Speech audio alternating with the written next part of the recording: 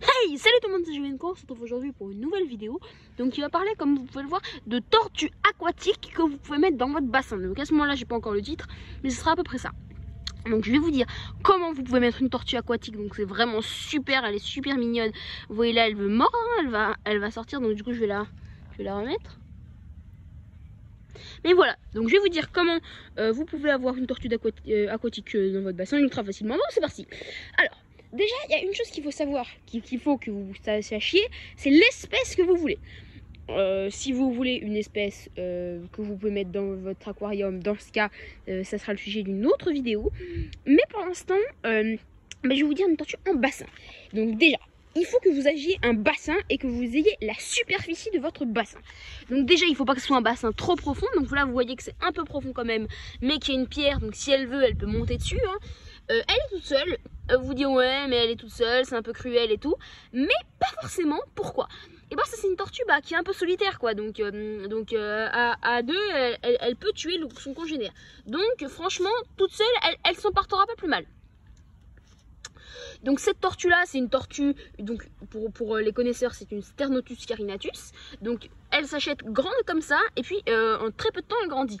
Pourquoi elle a autant grandi? Et déjà je l'ai mise dans un bassin et je sais pas si vous voyez, il y a plein de petits micro-organismes qu'elle mange, donc du coup elle grandit, ça lui fait un apport en protéines beaucoup plus riche. Deuxièmement, je lui donne quand même à manger ses granulés quoi. Et voilà, donc elle pourrait manger des vers de vase, elle pourrait manger plein de choses. Donc déjà, il faut que vous sachiez la superficie de votre bassin pour savoir ce que vous voulez. Si c'est un bassin comme moi d'à peu près, on va dire 250-300 litres, vous pouvez mettre plusieurs choses. Vous pouvez mettre une tortue, donc une Sternotus carinatus, ça sera très bien. Par contre, il faut que vous l'achetiez grande comme ça, sinon ça va pas le faire.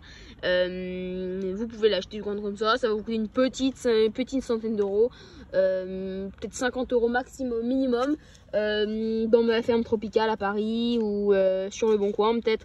Mais faites attention avec les animaux sur le Bon Coin parce qu'ils peuvent être porteurs de virus, etc. Donc voilà, donc là c'est un bassin, voilà, mais vous pouvez faire de la cohabitation par exemple. J'ai fait une vidéo sur les grenouilles, d'ailleurs je vous invite à aller la voir. Il y a des grenouilles qui sont là, je sais pas, elles sont là, voilà. Je sais pas si vous les voyez. Non, elles sont planquées.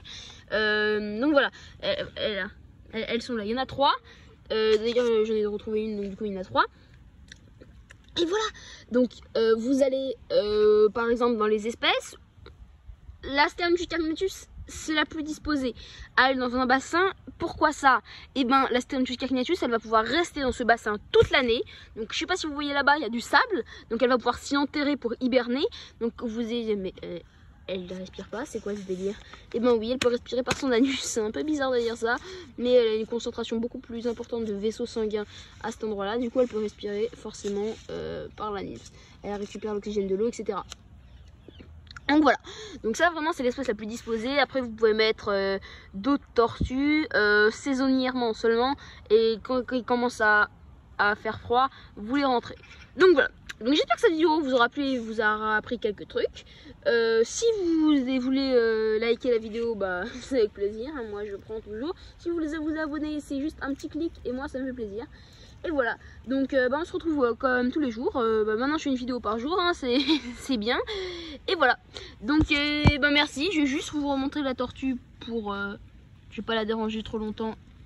Juste voilà, et ça me fait repenser qu'il faut mettre vraiment des cachettes pour la tortue. Et il faut lui mettre des points où elle peut monter par exemple, où elle peut faire ça, où elle peut respirer. Et voilà, bon là elle ne peut pas du tout respirer, mais bon. Donc voilà, donc j'espère que je t'aurai appris des trucs et que tu auras aimé. Si c'est le cas, je vais encore te demander de t'abonner, hein, voilà. Et si tu veux pas t'abonner et que t'as pas aimé, ne t'abonne pas, voilà. Lâche un pouce bleu, lâche un commentaire et on se retrouve dès demain pour une nouvelle vidéo. Ciao.